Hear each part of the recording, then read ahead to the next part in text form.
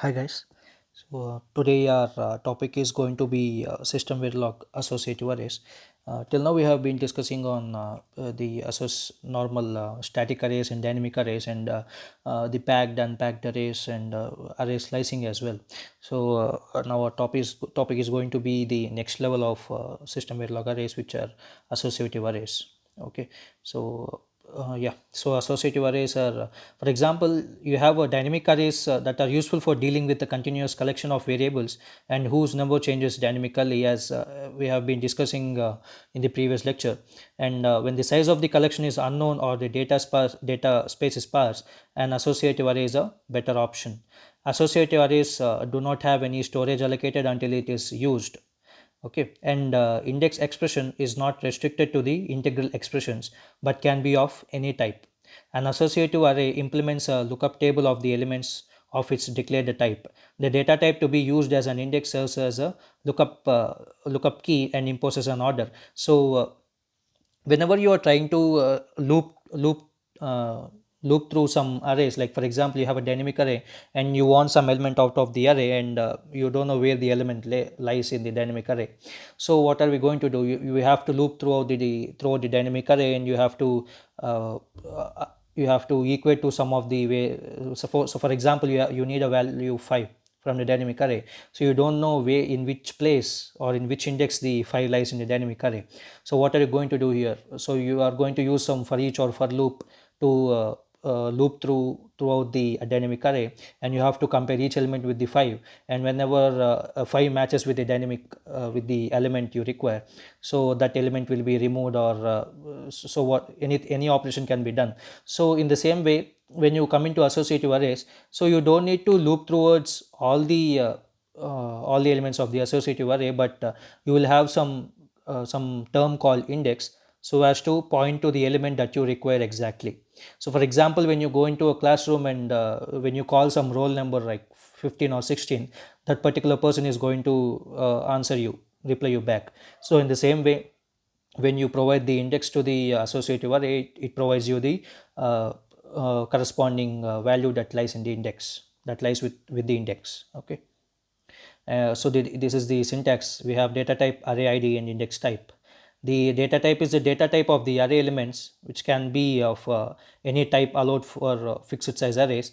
The array id is the name of the array being declared. Index type is the data type to be used as an index, or we use asterisk. If asterisk is specified, then the array is indexed by any integral expression of the arbitrary size. So you can use any data type as index type, but when you use the asterisk as index type, there is a disadvantage of using asterisk. So I'm going to make a few other videos that with respect to the uh, interview questions. So during that interview questions, I'll be letting you know what are the disadvantages of using asterisk as index type to the associative arrays. Okay. An index type restricts the indexing expressions to a particular type. So we have different types of associative array declarations. For example, for the first one is integer array of asterisk, which is an associative array of integer unspecified index. And we have a bit 20 down to 0, which is a 21 bit array b, which accepts a string as index type, associative array of a 21 bit vector indexed by a string. And you have an event data type, associative array event array my class, associative array of event indexed by class my class. Array elements in an associative array are allocated dynamically. An entry is created the first time it is written. The associative array maintains the entries that have been assigned values in their relative order according to the indexed data type. Associative array elements are unpacked, meaning that other than copying or comparing arrays, you must select an individual element out of the array before using it in the most expressions. So coming to the wildcard index type, the array can be indexed by any integral data type. Since the indices can be of different sizes, the same numerical value can have multiple representations, each of a different size.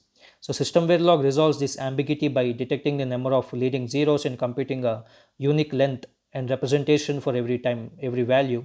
Non-integral index types are illegal and result in a type check error. So using of non-integral index types are invalid and prohibited, and a four-state index containing x or z is invalid. Indexes are unsigned. Sorry, indexing expressions are self-determined. The signed indices are not signed extended. A string literal index is a autocast to a bit vector of equivalent size. The ordering is numerical, which is smallest to largest. So coming to the string index type, the indices can be strings or string literals of any type. The other examples are illegal and shall result in a type check error. An empty string index is invalid. The ordering is lexicographical, which is lesser to greater. And coming to the next index type called class. So these are the example syntaxes, and indices can be objects of that particular type or derived from that type. Any other type is illegal and shall result in a type check error. A null index is valid. The ordering is deterministic but arbitrary. So coming to the integer or int index type, indices can be any integral expression. Indices are signed. A four-state index containing x or z is invalid. Indices smaller than integer are signed extended to 32 bits. Indices larger than the integer are truncated to 32 bits, and the ordering is signed numerical. And coming to the next one called sign packed array. So you have indices can be any integral expression. Indices are signed. Indices are smaller than the size of the index type are sign extended. Indices larger than the size of the index type are truncated to the size of the index type, and the ordering is signed numerical. And the next one will be unsigned packed array. So for example, you have a type def bit 4:1 nibble. Guys, you will be aware of the byte, right? What is meant by byte is which corresponds to a 8-bit value, which shows it is an 8-bit, right? So in the same way we have nibble, which shows a 4-bit. Okay, so indices can be any integral expression. Indices are unsigned.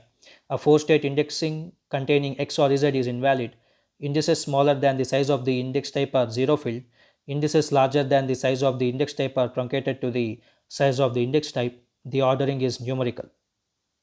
And if an invalid index like a four-state expression which has x is used during a real read operation, or an attempt is made to read a non-existent entry, then a warning is issued and the default initial value for the array type is being returned. So for example, you have a four-state integral type of array, then the value read will be x. If you have a two-state integral type of array, then the default value will be 0. And if you have an enumeration, then the first element in the enumeration will be returned. If you have a string, that is going to be an empty string, and if the type of the array is class or event, then the return value is going to be null. If an invalid index is used during a write operation, the write is ignored and the warning is issued. And coming to other user defined types, so declared indices must have the quality operator defined for its type to be legal. This includes all of the dynamically sized types as legal index types. An index expression that is or containing the x or z in any of its elements is invalid. An index expression that is or which contains an empty value or null for any of its elements does not make the index valid. And if the relational operator is defined for the index type, the ordering is as defined in the preceding sections. And if not, the relative ordering of any two entries in such an associative array can vary even between successive runs of the same tool. However, the relative ordering must remain the same within the same simulation run while no indices have been added or deleted. Okay, so coming to the associative array methods, we have num. The num method returns the number of entries into the associative array. So for example, given below, there are 3 entries into the associative array. So when you try to display the number of elements in the associative array, then it is going to print 3 entries. And coming to the delete, so if an index is specified, then the delete method removes the entry at the specified index. So for example, when you are using the delete function and you are providing some index to the delete function, then it is going to delete that particular element in the particular index. But if you are not using an index and you are just using the array dot delete, then it is going to delete all the elements whichever are present in the associative array. So the example is being given in the bottom. And coming to exist, the exist function checks if an element exists at the specified index within the given array. and if it returns 1 if the element exists, otherwise it returns 0. So for example, we are checking for hello string in the exists associative array. So if when it is there, then it is going to return 1, and else it is going to return 0. You have the first method assigns to the given index variable the value of the first or the smallest index in the associative array. So the example is given down, and it returns 0 if the array is empty, and otherwise it returns 1. Okay, and coming to the next method, which is last, where the last method assigns to the given index variable the value of the last or the largest index in the associative array, and returns 0 if the array is empty, and it returns 1 if it is otherwise. Okay, so the example is given below, where you have a string and you are checking for the last element of s, and it displays the last element. And you have the next method. The next method finds the entry whose index is greater than the given index. If there is a next entry, the index variable is assigned the index of the next entry, and the function returns 1. Otherwise the index is unchanged and the function returns 0. So for example, you have a string s, and if map.first of s, you are going to display something, and else so while the map.next of the string, so while something is true, you are going to display whatever you require. And coming to the previous method, the previous function finds the entry whose index is smaller than the given index. If there is a previous entry, the index variable is signed the like it is assigned to the index of the previous entry, and the function returns 1. Otherwise the index is unchanged and the function returns 0. Okay, then the example is given below as the previous example. So if the argument passed to any of the 4 associative arrays traversal methods like first, last, next, or previous is smaller than the size of the corresponding index, then the function returns 1, and shall copy only as much as data can fit into the argument. So for example, you have the below code, you have a string dynamic array AA with a hashtag as a sign, the index type, and you have a byte ix and in status, and to the 1000th location you are going to write the string literal a, when you are going to assign status equal to a dot first of ix, where the status is 1 and ix is 232, where which is the least significant 8 bits of 1000. Okay, so the associative arrays can be assigned only to the another associative arrays of a compatible type, and with the same index type, and assigning an associative array to another associative array causes the target array to be cleared of any existing entries, and then each entry in the source array is copied into the target array. So always try to make assignments between the same type of arrays, and an associative array should not be assigned to any other data type, or any other data type should not be assigned to the associative arrays. And associative arrays can be passed as arguments only to the associative array of the compatible type and with the same index type. So for example, you have a function that accepts the associative array uh, as an argument. So if so, to that particular function you should not pass any other type of the array as an argument, which is illegal. And in another example, you have a function which accepts an argument of dynamic array. To this particular function you should not provide associative array, so the both vice versa is not possible here. Okay, so passing an associative array by value causes a local copy of associative array to be created, and the associative array literals use the index colon value syntax with an optional default index like all other arrays. An associative array can be written one entry at a time, or the whole array contents can be replaced using an array literal. Okay, so yeah, that's it guys. This is all about the associative arrays. I think I have been taken you through all corners of the associative arrays, like covering all the inbuilt methods of associative arrays, or where you can use, and yeah, I have taken you to all the concepts.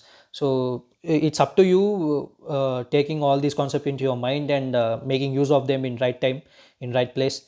Okay, and always don't directly come to the associative arrays, but you have to come from the starting onwards, like from static arrays, what are dynamic arrays, and coming to the associative arrays will give up you an meaningful knowledge, so that you will understand at that particular point itself, like what are the difference between all these types of arrays and all. Okay, so so our last lecture of of regarding arrays will be on queues and related methods of queues. Okay, so this is going to be last lecture of the system Verilog arrays. Okay, so yeah, that's all, guys. So like, share and subscribe to my channel, and comment if you have any doubts on it. Okay, yeah, thank you, bye.